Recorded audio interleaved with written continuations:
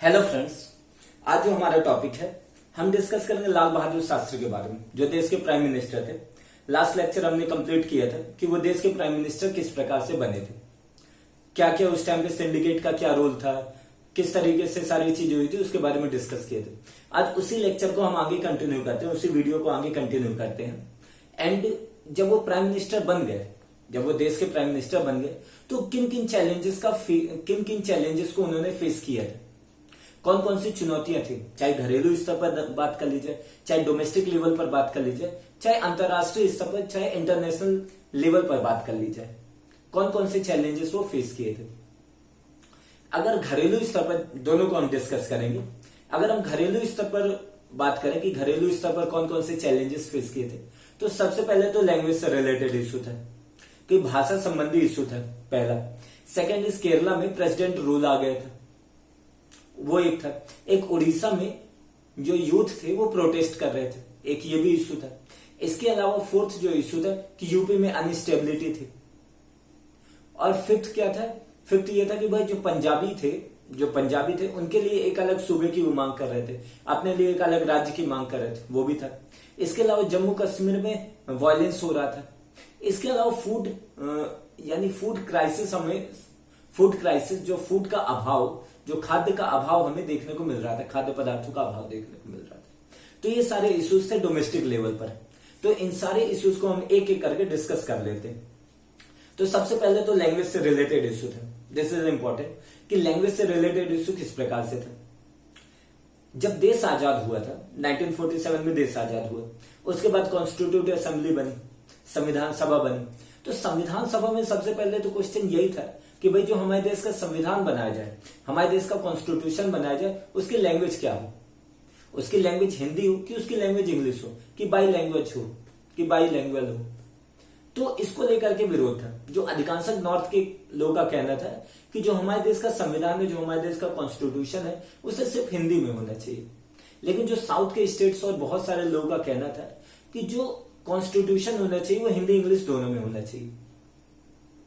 तो इसको लेकर के विवाद था। लेकिन फिर इस विवाद को सुलझाया गया और फिर हिंदी एंड इंग्लिश दोनों में हमारे देश का कॉन्स्टिट्यूशन है। इसके अलावा अगर दूसरी बात किया जाए तो जब कॉन्स्टिट्यूटिव असेंबली बनी तो उस टाइम पे ये कहा गया कि भाई जो स्टेट की ऑफिशियल लैंग्वेज क्या होगी, जो स्टेट की औपचारिक लैंग्वेज क्या होगी, कि जो स्टेट का जो काम करने का जो कामकाजी लैंग्वेज, कि भाई ऑफिशियल वर्क जो होगा वो किस में होगा। तो जैसे महात्मा गांधी का कहना था, महात्मा गांधी ने कहा था कि आप इंग्लिश को आप ब्रिज लैंग्वेज के रूप में यूज नहीं कर सकते। आप इंग्लिश को दो राज्यों के बीच में एक तरीके से पुल का और ब्रिज का काम करने के लिए आप यूज नहीं कर सकते, कनेक्टिविटी बनाने के लिए काम नहीं कर सकते। क्योंकि इंग्लिश तो भाई दूसरे देश की लैंग्वेज है और हमारी तो इंग्लिश कोई लैंग्वेज नहीं है, वो ब्रिटेन की लैंग्वेज है। तो इसको लेकर के था। तो उनका कहना था कि भाई आपको हिंदी को आने वाले टाइम में प्रमोट करना चाहिए ताकि हिंदी ही ऑफिशियल लैंग्वेज हो। महात्मा गांधी का जैसे कहना था। तो इसी चीज को आगे बढ़ाया था। बहुत सारे जो कॉन्स्टिट्यूटिव असेंबली में बहुत सारे मेंबर का कहना था जो ऑफिशियल लैंग्वेज हिंदी होना चाहिए। उस टाइम पे हिंदुस्तानी लैंग्वेज थी। हालांकि हिंदुस्तानी लैंग्वेज को बहुत सारे लोग क्रिटिसाइज कर रहे थे। हिंदी एंड हिंदुस्तान में डिफरेंस भी है।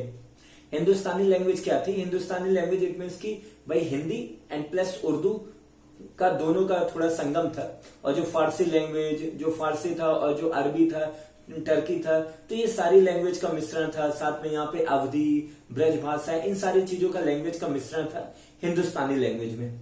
तो उस टाइम पे हिंदुस्तानी लैंग्वेज चलती थी। लेकिन चूंकि जब उर्दू को पाकिस्तान ने अपनी ऑफिशियल लैंग्वेज बना ली, अपनी नेशनल लैंग्वेज बना ली, तो एक तरीके से यहाँ पे कहा जाने लगा कि हिंदुस्तानी को हम प्रमोट नहीं करेंगे बल्कि हम प्रमोट करेंगे हिंदी को। तो हिंदुस्तानी और हिंदी में डिफरेंस था। हिंदुस्तानी इट मीन्स की वहां पर हिंदी एंड उर्दू दोनों के वर्ड आते थे, बट हिंदी का क्या था कि हिंदी में हिंदी के वर्ड यूज आने लग गए। जो क्लिष्ट हिंदी के वर्ड होते थे उनको यूज आने लग गए। तो एक तरीके से इसको लेकर के विवाद था। तो ये बोला जा रहा था कि जो स्टेट की ऑफिशियल लैंग्वेज कौन सी होनी चाहिए? हिंदी होनी चाहिए। तो इस पर साउथ के स्टेट्स का एक तरीके से विवाद है। साउथ के स्टेट इस पर वो प्रोटेस्ट कर रहे थे, उनके अपने कंसर्न थे। साउथ के स्टेट्स में स्पेशली तमिलनाडु और जो दूसरे स्टेट्स थे उनका भी कहना था चूंकि जो हिंदी है, अगर हिंदी को आप एज अ ऑफिशियल लैंग्वेज अगर आप बनाते हो या कि नेशनल लैंग्वेज बनाते हो, तो इसका प्रभाव क्या पड़ेगा? इसका प्रभाव ये पड़ेगा कि जो हिंदी स्टेट वाले हैं, जो हिंदी स्टेट वाले वो हमारे ऊपर डोमिनेंस करेंगे, उनकी मोनोपोली हो जाएगी पूरे देश में। एक तरीके से हमारे ऊपर हिंदी लैंग्वेज को थोपना हुआ, यह अधिकांश साउथ के स्टेट्स का कहना था। और चूंकि उनका कहना था हमारी खुद की लैंग्वेज इतनी ज्यादा समृद्ध है, हम क्यों हिंदी लैंग्वेज को अपनी नेशनल लैंग्वेज बनाएं। और तीसरा उनका यह भी कहना था, क्योंकि अभी तक जितने भी ऑफिशियल वर्क हुए हैं वो किस में हो रहे थे? वो इंग्लिश में हो रहे थे। तो आप इंग्लिश को एज अ ऑफिशियल लैंग्वेज आप बना सकते हैं। फोर्थ उनका कहना था, क्योंकि इंग्लिश क्या है, एक इंटरनेशनल लैंग्वेज है, तो अगर हमें दूसरे देशों के साथ भी कॉपरेट करना है तो उसमें इंग्लिश हमें एक महत्वपूर्ण भूमिका निभाएगी। तो इसको लेकर के भी इश्यू था उनका। तो ये सारे इश्यूज देते हुए उन्होंने बोला कि भाई आप हिंदी को हमारे ऊपर थोप नहीं सकते, आपको हिंदी को हम एज अ ऑफिशियल लैंग्वेज आपको नहीं बनाना चाहिए, बल्कि आपको हिंदी एंड इंग्लिश दोनों को ऑफिशियल लैंग्वेज बना दीजिए। तो कॉन्स्टिट्यूट असेंबली में उस टाइम पे इस चीज को मान लिया गया। उस टाइम पे हमारे लीडर्स ने मान लिया गया कि ठीक है भाई, हिंदी इंग्लिश दोनों को हम ऑफिशियल लैंग्वेज बनाएंगे। लेकिन उनमें उन्होंने कहा कि भाई कुछ टाइम फ्रेम हम दे देते कि आप उस टाइम फ्रेम के अंदर क्या करिए, आप अपने यहाँ पूरा का पूरा इंफ्रास्ट्रक्चर क्रिएट करिए, कि एक इन्वायरमेंट क्रिएट करिए ताकि हिंदी को ऑफिशियल लैंग्वेज बनाया जा सके। क्योंकि अगर आपका जैसे कहना है कि भाई इन्वायरमेंट नहीं है, वो लोग हिंदी को नहीं मानेंगे, एंड देन वहां पे इंफ्रास्ट्रक्चर नहीं है, लोगों को ज्यादा हिंदी के बारे में नॉलेज नहीं है, हिंदी लैंग्वेज ज्यादा नहीं जानते, तो ये सारी चीजें आप करिए। आपको 15 साल का टाइम दिया जाता है, 15 ईयर का टाइम दिया जाता है, एंड 15 ईयर के अंदर आप ये हिंदी को एज अ ऑफिशियल लैंग्वेज बनाने के लिए अपने आप को तैयार कर लीजिए।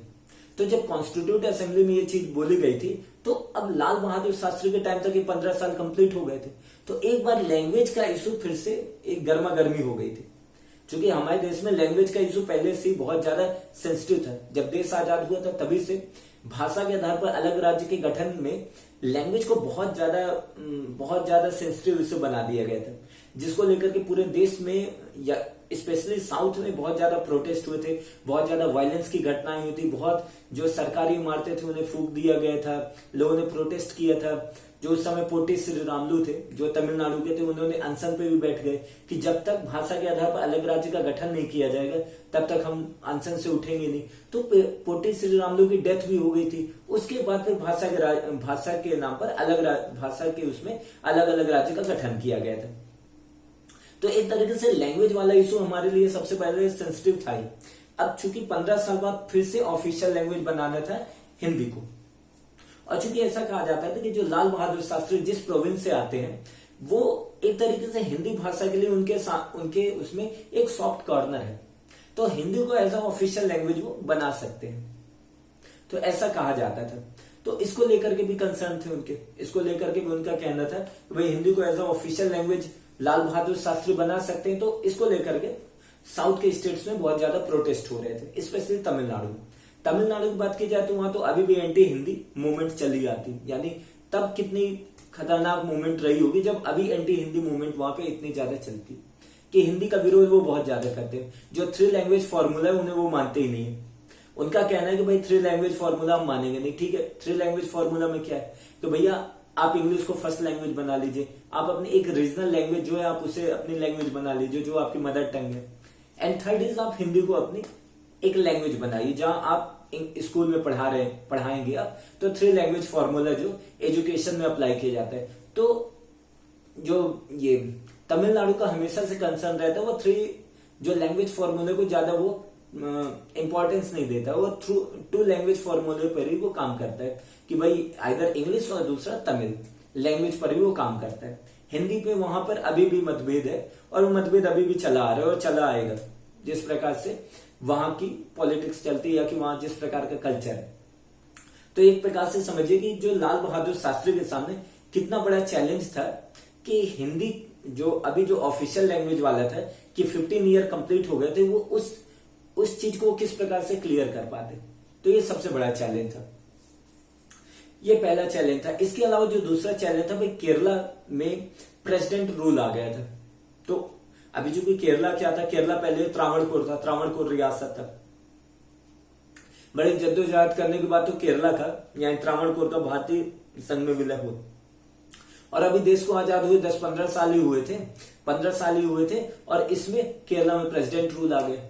तो एक तरीके से ये भी सबसे बड़ा चैलेंज था कि भाई कहीं साउथ के स्टेट्स हमसे कटने ना लग जाए। जिस प्रकार से देखा जाता था कि देश का विखंडन हो जाएगा, अधिकांश जो कंट्रीज कहते थे, वेस्टर्न कंट्रीज का कहना था कि देश का विखंडन हो जाएगा, तो इसको लेकर के भी एक मतभेद था। तो ये एक सेकंड कंसर्न था, जो सेकंड चैलेंज था लाल बहादुर शास्त्री के सामने।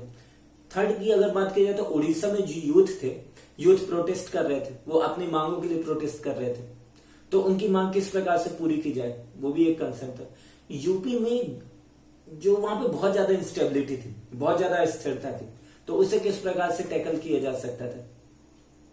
और इसके अलावा और अगर बात किया जाए तो पंजाबी जो सूबे थे उनके लिए अलग अलग वो राज्य की मांग कर रहे थे। तो इस चीज को आप समझिए, ये भी थोड़ा इंपॉर्टेंट कंसर्न है। जब देश आजाद हुआ था तो लैंग्वेज के आधार पर अलग राज्य की मांग शुरू की गई थी। हालांकि जब देश आजाद नहीं हुआ था उससे पहले ही जब लोकमान्य बाल गंगाधर तिलक थे, तो उन्होंने 1916-17 के टाइम पर जब होम रूल लीग आंदोलन चल रहा था, तो उन्होंने इस चीज का प्रस्ताव रखा था कि भाई भाषा के आधार पर अलग अलग राज्य का गठन होना चाहिए, कि भैया तमिल बोलने वालों के लिए अलग स्टेट, तेलुगु बोलने वालों के लिए अलग स्टेट, मराठी बोलने वालों के लिए अलग स्टेट, गुजराती बोलने वालों के लिए अलग स्टेट, कन्नड़ बोलने वालों के लिए अलग स्टेट, उड़िया बोलने वालों के लिए अलग स्टेट। तो ये तो चला आ रहा था उनका, वो पहले से इस चीज को वो बोल रहे थे।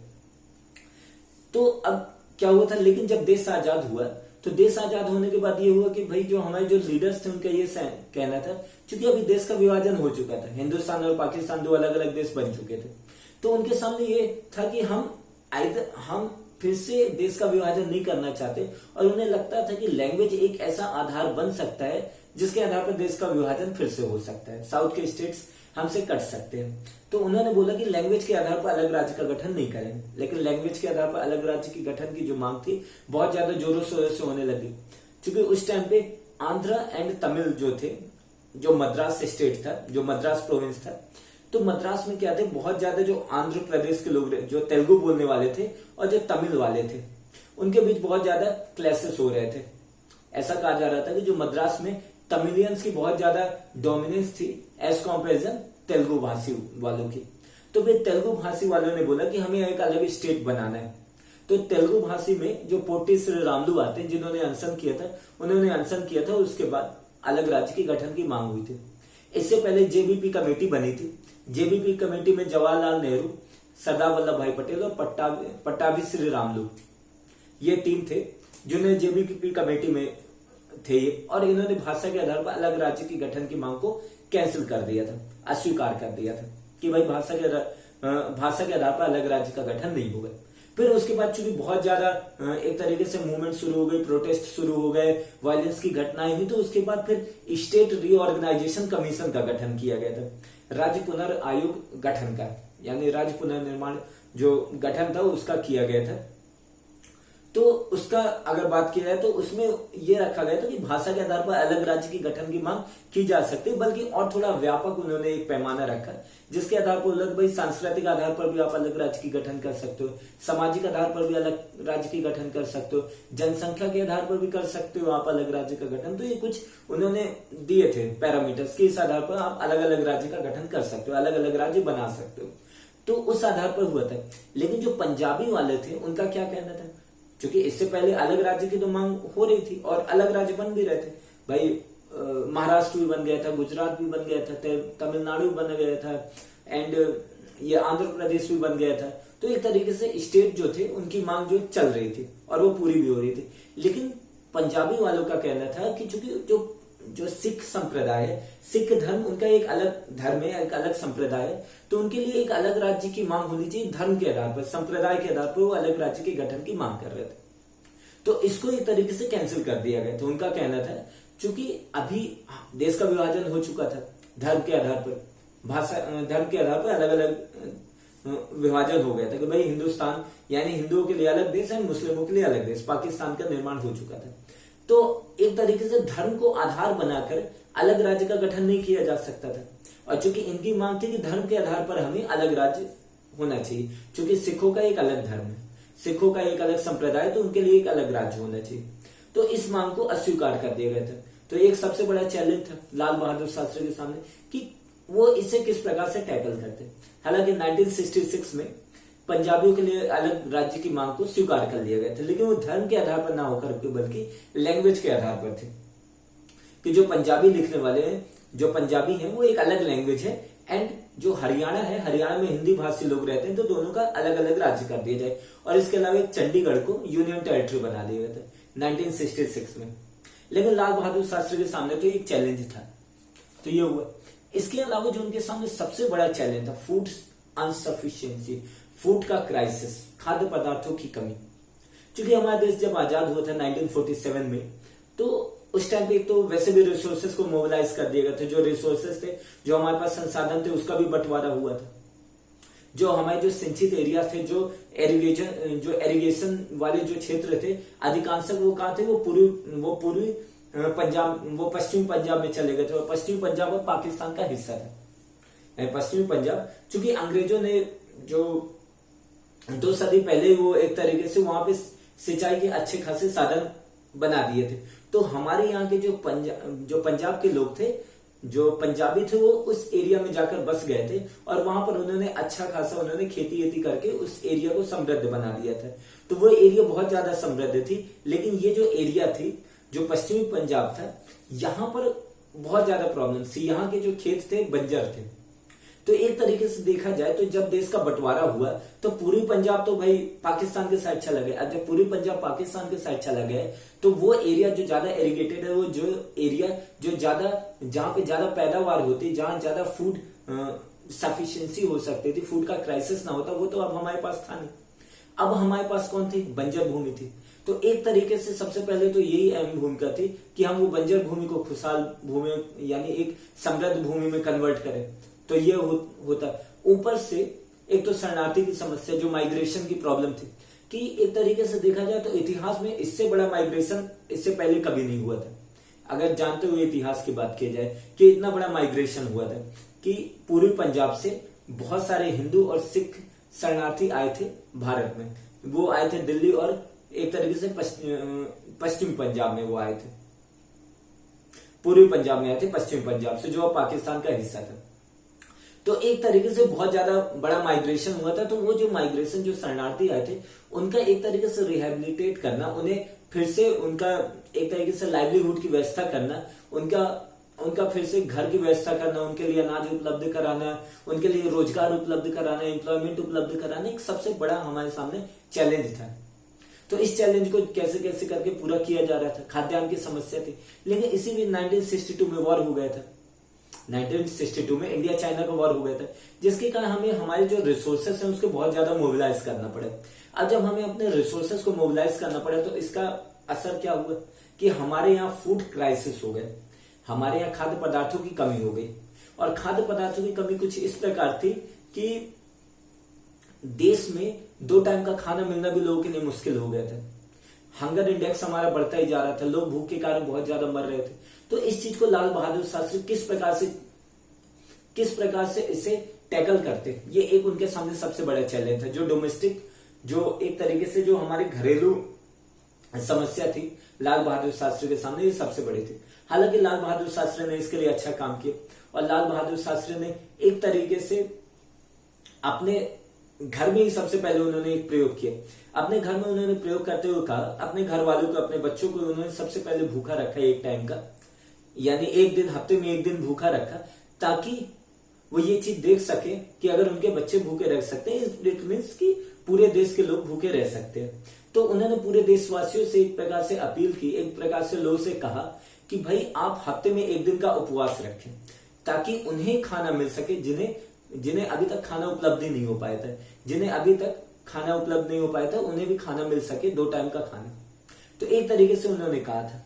इसके अलावा उन्होंने अपने जो प्रधानमंत्री निवास में उन्होंने खेती की, हल जोते और बीज लगाए, ताकि खेती को प्रमोट किया जा सके।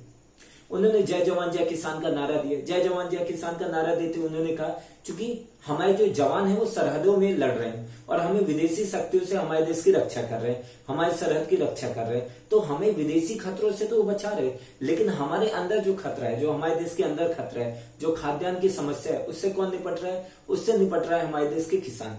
तो एक तरीके से उन्होंने बोला कि भाई जवान तो सरहद में लड़ रहे हैं, लेकिन किसान हमारे देश के अंदर लड़ रहे हैं। तो जय जवान जय किसान का नारा देते हुए उन्होंने कहा कि किसानों की एक तरीके से इंपॉर्टेंस देश में बताई कि भाई किसान कितने ज्यादा इंपॉर्टेंट है। तो एक तरीके से उन्होंने किसानों की इंपॉर्टेंस को ड्रॉ किया। और इसके अलावा उन्होंने जो ग्रीन रिवॉल्यूशन, जो एक तरीके से हमारे यहाँ हरित क्रांति आई थी, जिसके तहत जो पंजाब के जो क्षेत्र थे वहां पर पैदावार बहुत ज्यादा हुई थी, तो उसमें उनकी सबसे महत्वपूर्ण भूमिका थी। हालांकि ग्रीन रिवॉल्यूशन उनके टाइम पे आया था, लेकिन ये जब इंदिरा गांधी प्राइम मिनिस्टर थी तो उस टाइम पे हम फूड सफिशिएंसी आ गई थी हमारे अंदर कि अब फूड क्राइसिस नहीं था, देश में उतना पैदावार होने लग गई थी जितना कि देश की खपत होती थी, उतनी पैदावार होने लग गई थी। लेकिन लाल बहादुर शास्त्री ने ग्रीन रिवॉल्यूशन की नींव रखी थी। तो लाल बहादुर शास्त्री का इसमें योगदान है। तो लाल बहादुर शास्त्री ने इस प्रकार से कुछ काम किए थे। तो एक तरीके से ये सारी चीजें जो डोमेस्टिक इश्यूज थे उनको टैकल किया था लाल बहादुर शास्त्री ने। अब इसके अलावा कुछ इंटरनेशनल इश्यूज भी आते हैं कि भाई इंटरनेशनल इश्यूज क्या क्या थे। तो इंटरनेशनल इश्यूज में जैसे नैम जो थी, नॉन अलाइड मूवमेंट, वो फीकी पड़ गई थी। उसका भी कारण था जिसको हम डिस्कस करेंगे। जो इसके अलावा 1964 में चाइना ने क्या लिया था, अपने यहाँ न्यूक्लियर वेपन का एक्सपेरिमेंट किया था। अब जब चाइना ने न्यूक्लियर वेपन का एक्सपेरिमेंट किया तो हमारे लिए सबसे बड़ा थ्रेट आ गया था। तो ये भी एक चैलेंज था। इसके अलावा क्या था कि यूएसएसआर था, सोवियत लीडरशिप चेंज हुई थी। जो यूएसएसआर देश था वहां पे लीडरशिप चेंज हुई थी, वहां के जो लीडर थे वो चेंज हुए थे। तो एक ये भी हमारे लिए कंसर्न था। इसके अलावा पाकिस्तान में मिलिट्री रूल आ गया था। अयूब खान नए रूल आ गया था। इसके अलावा वियतनाम के ऊपर यूएसए हमारे ऊपर लगातार प्रेशराइज कर रहा था कि वियतनाम के इशू पर हम यूएसए का साथ दें, यूएसए का सपोर्ट करें। तो ये सारे कुछ इंटरनेशनल इश्यूज थे। तो इसे धीरे धीरे करके हम एक एक करके डिस्कस करेंगे। लेकिन चूंकि ये वीडियो लंबी हो जाएगी, इंटरनेशनल इश्यूज के बारे में हम डिस्कस करेंगे तो एक बहुत लंबी वीडियो हो जाएगी और उतना नहीं किया जा सकता। तो ये जो इंटरनेशनल इश्यूज हैं और इसके अलावा और बहुत सारे जो इश्यूज हैं उसको हम अगले वीडियो में डिस्कस करेंगे। तो ये वीडियो यहाँ पे हमारी कंप्लीट होती है। Thank you very much for this lecture.